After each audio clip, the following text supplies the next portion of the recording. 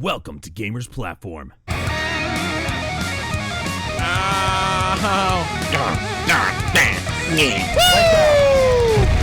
Yeah! Good.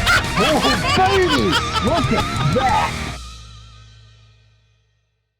Hello, ladies and gentlemen, and welcome back to Gamers Platform, the only place to be for all your gaming needs. I'm Adam Wolf, and in this video, we're going to be going over my experience with the recent Modern Warfare 2 beta. And with it over, I'd like to give you my thoughts on what I liked about it and what I didn't like about it. So it's a basic pros and cons video.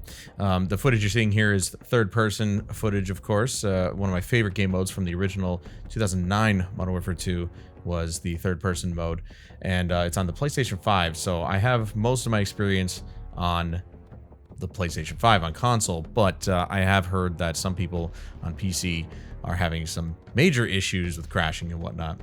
I've played both betas, and sadly there really wasn't too much different between the two, except for, you know, slight game mode differences, map differences, so on and so forth. And when we go through this pros and cons list, I gotta be honest, I had to pad the pros list because it was so bad. There were so many worse things about this game compared to how many things were good. So we're just, it's gonna be rough. I had to pad it a little bit, but we're gonna get through it together, okay? But you know, with the experience that I had, how did I like it? I'm a little worried because this game releases within a month, and we've seen what happens when companies release a beta just roughly a month or weeks before it actually releases. Fallout 76, Battlefield 2042, to name a couple. Same exact situation here. I don't know if the build that we played was old or how old it was. I know it was old, but like how much, I don't know. And I can't imagine it was too old because, you know, they asked us for feedback, and well, they would have to implement that feedback, wouldn't they? And I don't think a month is enough time to implement all the feedback that people gave them. Now, speaking of feedback, these are just my thoughts, so you might have a different opinion about the experience. If you did try it yourself, leave a comment down below. Let me know what you thought, what your pros and cons are. If you want to leave a list, that's fine. That's up to you if you want to type that out. But we're going to start off with the things that I liked, the things that I found pretty decent. First and foremost, the graphics.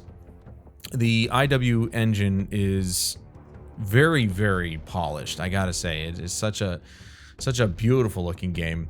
You know, they basically continue the trend on from Modern Warfare 2019, which from here on out I will try to refer to as MW1, and I'll refer to the new one as MW2 to discern them from, or distinguish them from Modern Warfare, Call of Duty 4 Modern Warfare, and Call of Duty Modern Warfare 2, you know, 2007 and 2009 respectively.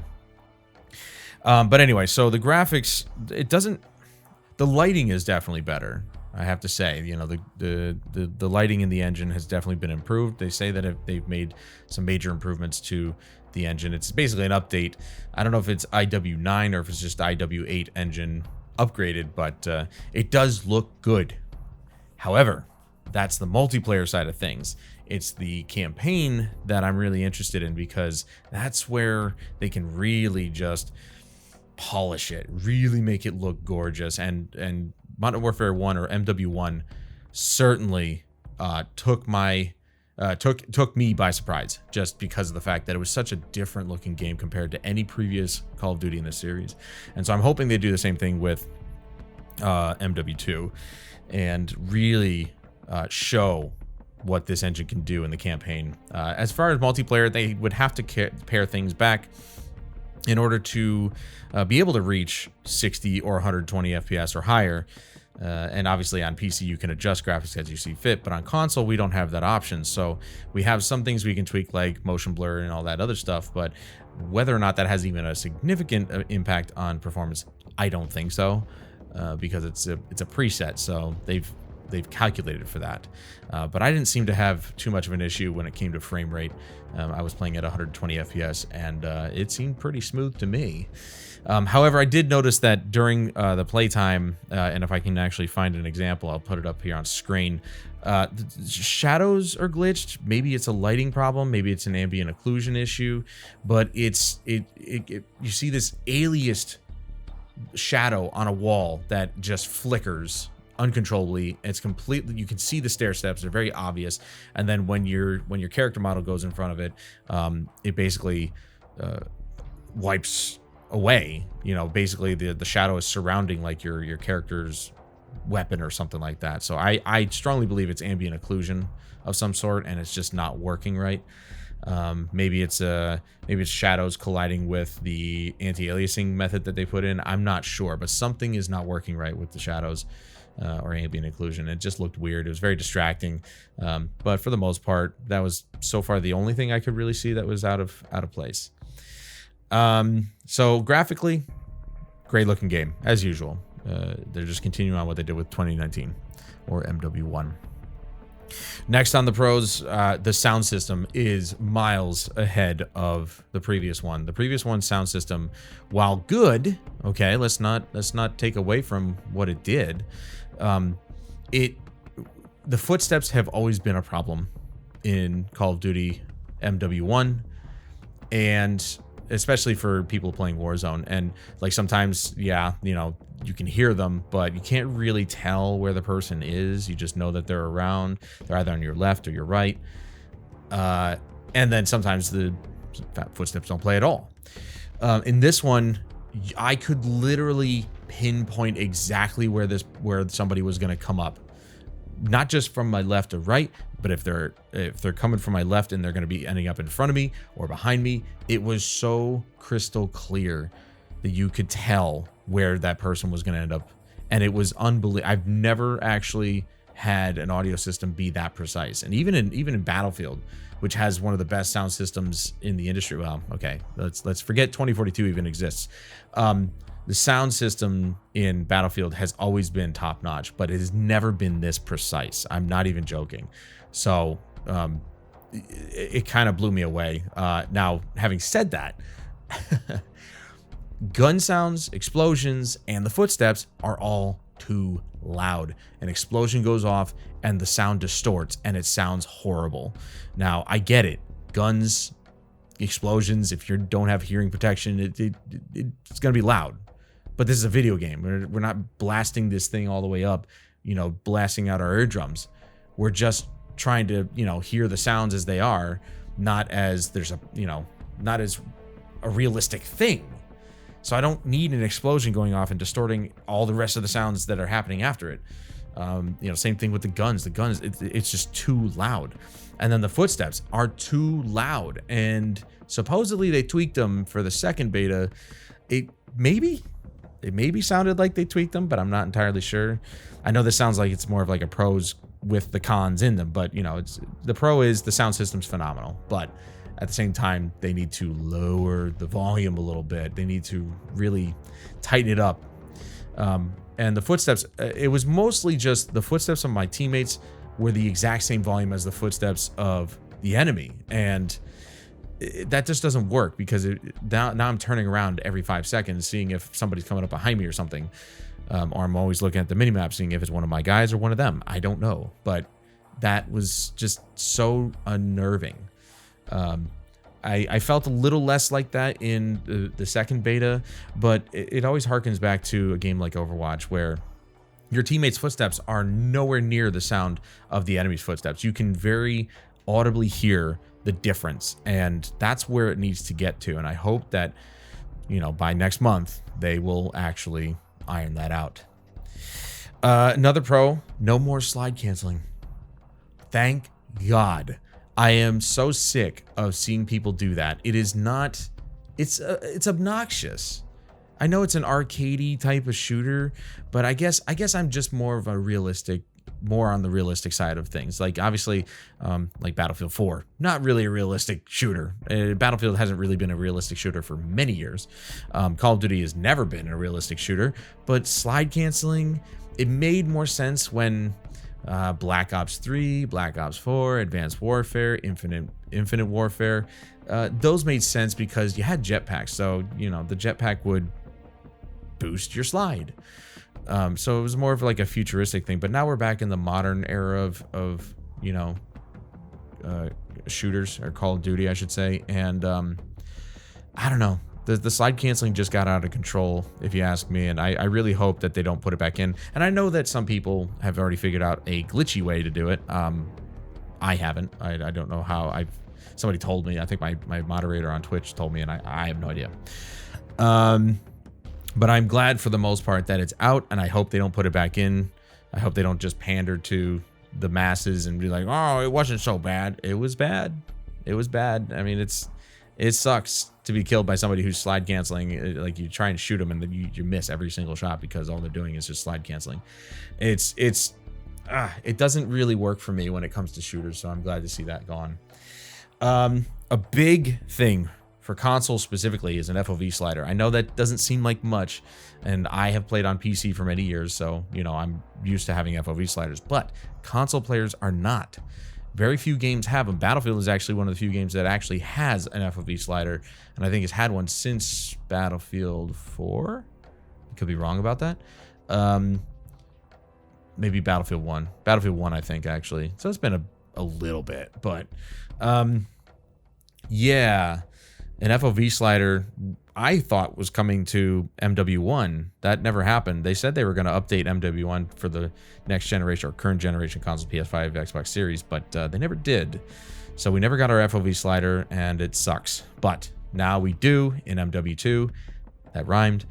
And it was fantastic. I got to boost it up to 100, and I could see things. I could see things out of the peripheral vision, quote unquote peripheral vision, that I normally wouldn't be able to see in something like MW1. I'm constantly having to really, constantly turn in MW1 and other Call of Duties in the past, to try and keep my head on a swivel. But at least in MW2, now I have a wider FOV, so I can see things and I don't have to be looking around as much. I can just notice it if I do happen to see it. So it's really nice to have that there. Now, this is kind of, again, that's part of, like, we're grasping at straws here. We're reaching for anything good about this game. Map spotting, which I didn't realize was, when I was playing the first beta, I didn't realize was turned off. Map spotting while firing your weapon is gone. And I'm okay with that personally, because then it allows people to play without having to be forced to use a suppressor, because a suppressor takes up an attachment slot. And we're back down to 5, by the way. If you have come from Vanguard, which had 10, which is insane, we're back down to 5. So we have to be very tactical and very picky about our attachments. And if one of those attachments has always got to be a suppressor, you can't really come up with some really cool builds without a suppressor. And it kind of sucks. You're kind of just locked in. Like in MW1, the monolithic suppressor was probably by far the most widely used suppressor in Warzone and in multiplayer, because it just does the one thing that you want, which is accuracy and range. It gives you accuracy and range while keeping you off the minimap. By removing map spotting with no suppressor after firing a weapon, that allows you to put on other things like compensators and other things that may actually play into your playstyle, which is great. So I'm okay with that, but I guess I'm only okay with that just simply because I played it in Battlefield 1, and I think Battlefield 5 as well. When they got rid of map spotting after firing a weapon, it just made sense for Battlefield 1 because it's World War I. Suppressed weapons didn't really exist. I think there was concepts, but they never really got executed, experimental weapons and stuff like that. So it didn't really change the way the game was played. You still had to spot people, or you still could spot people physically or manually, I should say. But for the most part, when you fired your weapon, you didn't show up on the minimap. And I'm used to something like that, and I'm happy that something like that, because then you have to use your actual senses, your sight and the sound. And with the sound system the way it is, I think that's the reason why they did it, because they want people to utilize the new sound system, because it does sound really good. So, especially with something on, something like PS5, you couple their sound system with the Tempest audio engine inside the PS5 with a nice headset like the Pulse 3D. Good Lord. It is an unbelievable soundscape to be listening to. And it makes it so much more immersive. So really happy that map spotting is out, and people actually have to, use their brain for a second. Even though it's still a mindless shooter, you still have to use your brain. And as I mentioned at the beginning of the video, I personally did not experience too many issues, if any at all, in terms of game stability.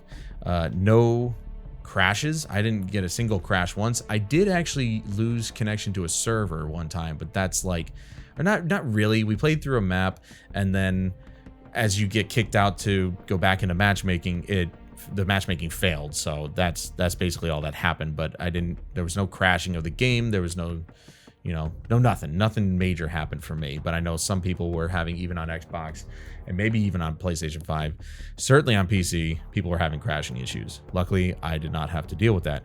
I had very stable frame rate, very stable gameplay. So overall, I liked it. I thought it was a solid beta. It felt like a beta, like a game is almost finished. But you'll see in a second why I think they definitely need more than a month to iron this out. And it's weird because normally, for the most part, Call of Duty usually ended up releasing in November. Now we're late October, at the end of October, so it's I'm sweating here a little bit. I'm hoping that maybe they are able to fix these issues. They have a big team, so hopefully they can do that. But yeah, those are the pros. Those are the things I found worked really well in the beta that I came out liking. Now on to the big list, and this did not need any padding because I kept finding things that I hated. First and foremost, probably the biggest thing for a lot of people, the perk system. They changed the perk system. Why? Nobody, and I have to agree, I watch Birdman on YouTube. Go subscribe to him if you haven't. He's funny. But he made a good point in his video about the perk system. He said, why did you change it when nobody was complaining about it? Not a single person has complained about the perk system. The only thing that anybody's ever mentioned about the perk system is if like there's a perk that is in a new spot in like the next game or something. So maybe people will be like, I used to use these two perks together. Now they're both in the same slot, so I can't use them together anymore. That would be the major complaint maybe. But nobody ever had a problem with the system. Now, instead of 3 perks that you choose from the beginning of the match or before the match, now you get 2 perks and then 2 that unlock. And these don't even unlock if you get a lot of kills or score or whatever. They're time-based, which doesn't make sense to me. I think I was watching Tim the Tatman, and he said that he didn't know how they worked. I'm like, they're time-based. Because there were so many times where I came in the middle of a match, because matchmaking did that to me, where I'd come in and boom, immediately I have Ghost, because the game has progressed to a point of, to that point where the last ultimate perk, as they call it, was unlocked. So I don't understand why. Why is that a balancing thing where it's like nobody has an unfair advantage? But it's like, if people go into a game and they didn't choose Ghost or Cold-Blooded, isn't that their fault? Like, why am I being penalized because other people can't think ahead? I don't understand.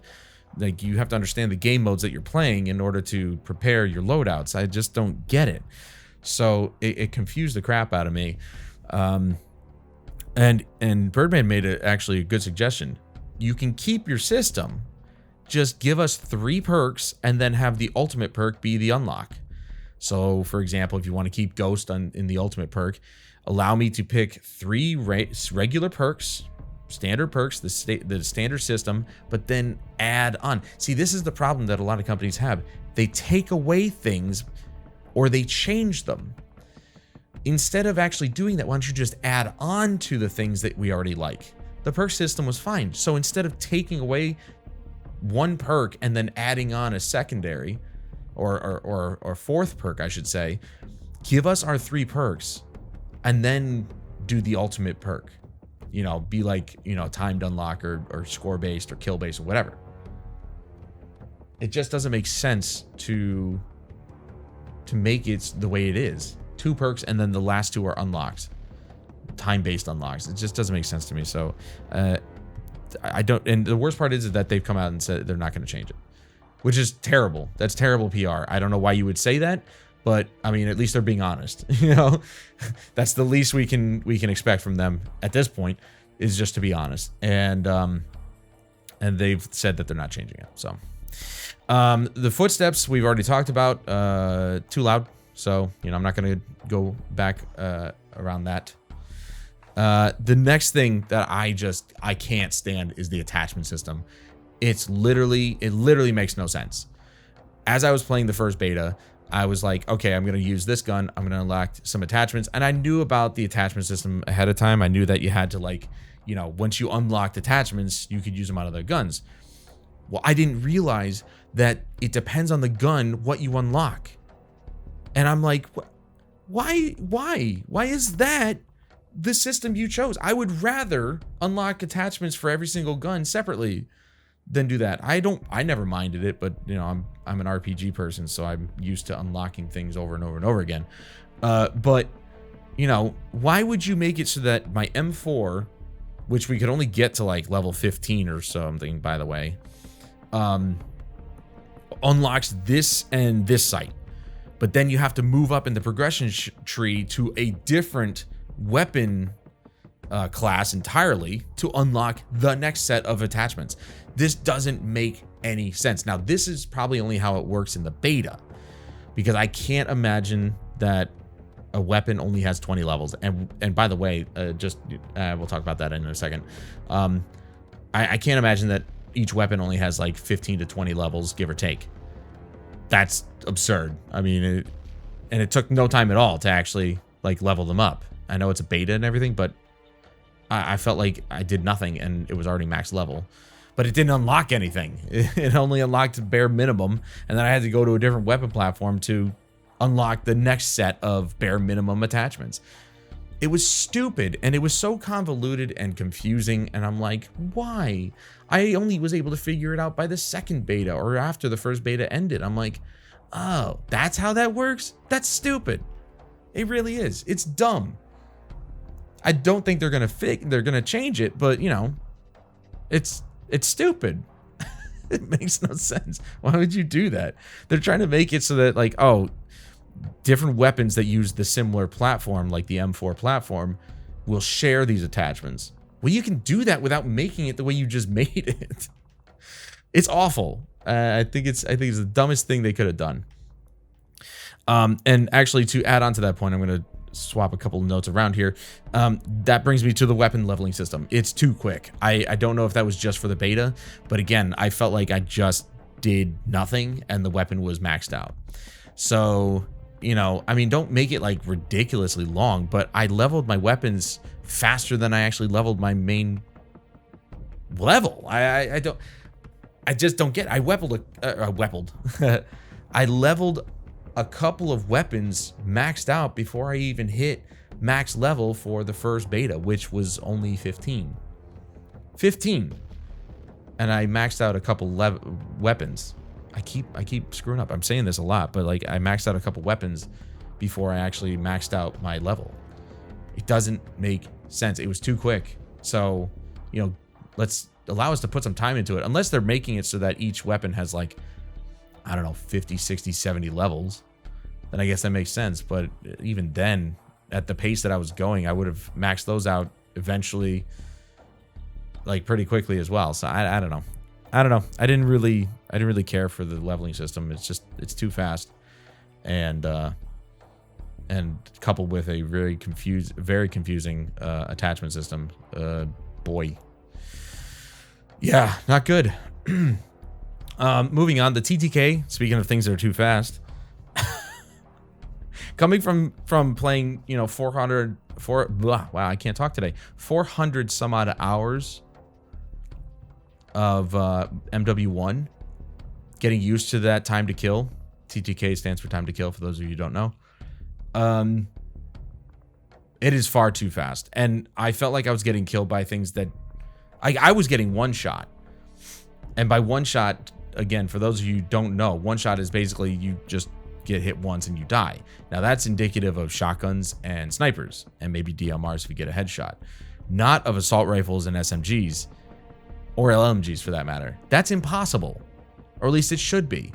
But I don't know if it was the time to kill coupled with the netcode or just the netcode in general, but every time I turned a corner and I started shooting at somebody, it was just instant death for me. Or I'd get shot in the back, and I have no time to reciprocate. It's impossible to fight somebody in this game. You have to literally catch them off guard by sitting in a corner or whatever. Stun them, flash them, something. You have to do something to give yourself that half second of advantage, because that's how quick the time to kill is. It made no sense, and it was the most frustrating thing about the game, because every time I felt like I had the first shot, it didn't matter. It didn't matter ever. So it's a little bit concerning that the time to kill is even faster than Modern Warfare 1, which that was already quick to begin with.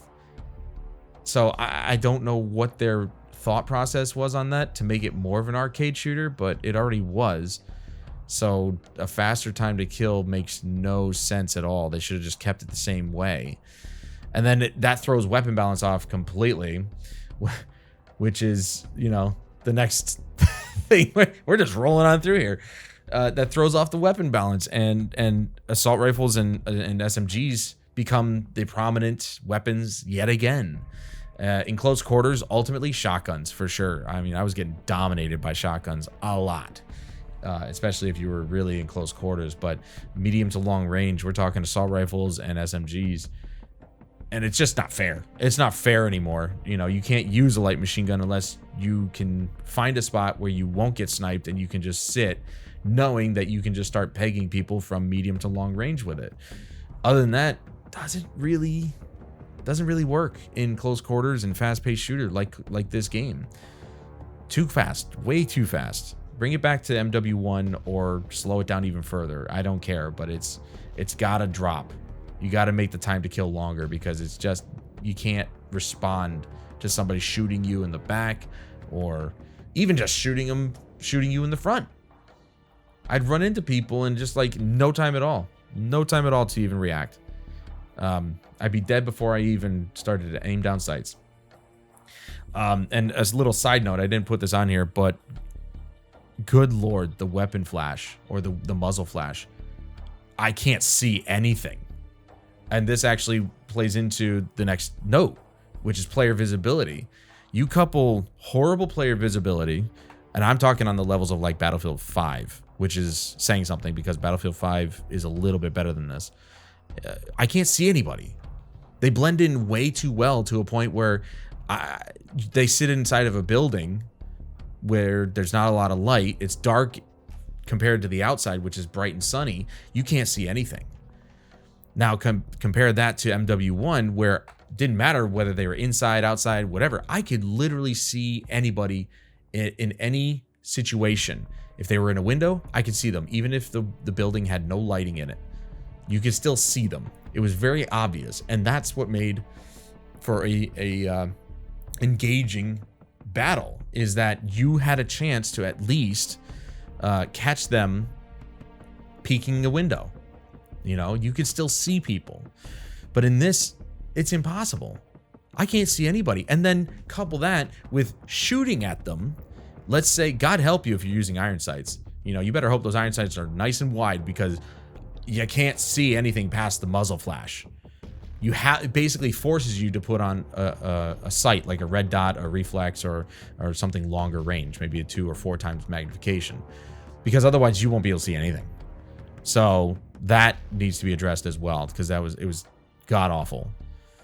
The user interface is a bit complicated. I don't know why it has to take so many freaking button clicks to get to the gunsmith. I never felt that way in MW1. I go to my weapons, I choose the weapon, and it's one click away to go to the gunsmith. To get to the gunsmith in this, it's like 3 or 4. No joke. 3 or 4 clicks to get to the gunsmith? Why? It's so complicated. It's so confusing. And it took a while, but even after I was able to, you know, play the game for a few hours, I was still like fumbling over what buttons to push to get to the damn gunsmith. Like, what the hell, man? And why are there menus of game modes buried within menus? This is too much. They need to refine the user interface to be more, I don't know, obvious, less confusing. I don't know how to put it, but just not so complicated. It doesn't make sense to me. And the last thing, you know, because this video is getting a little long, but the last thing I want to go over is actually more specific to a game mode, Ground War, my favorite game mode of all time. Well, at least in Call of Duty anyway. The ammo cache has a cooldown. Now in MW1, we know it has a cooldown because when you click refill ammo, the refill ammo prompt goes away and it doesn't come back until the ammo cache is fully cooled down, which is like, I don't know, 5 seconds, maybe, give or take. The ammo caches in Ground War in MW2 give you a prompt, refill ammo. 1 second goes by, then the refill ammo prompt comes back up. You try to do it again, it says ammo cache is on cooldown. And I sat there for 10 seconds trying to get another refill, and it still said ammo cache is on cooldown. There is zero indication as to when the cooldown is up. There's nothing telling you when it's done. I looked. There's nothing on the cache. There's nothing on the prompt. Ammo refill comes right back up. So, you know, either adopt what you did in MW1 and just don't let the refill ammo prompt come up until it's ready, or give us a visual indication as to when it's ready. Makes no sense. And I know I'm saying that a lot about the stuff that I hate about this game right now, but I mean, that should be obvious. None of this makes any sense. Nothing I've talked about in the cons section makes any sense as to why they would have to change things. You're supposed to add on to things, not change things that we like.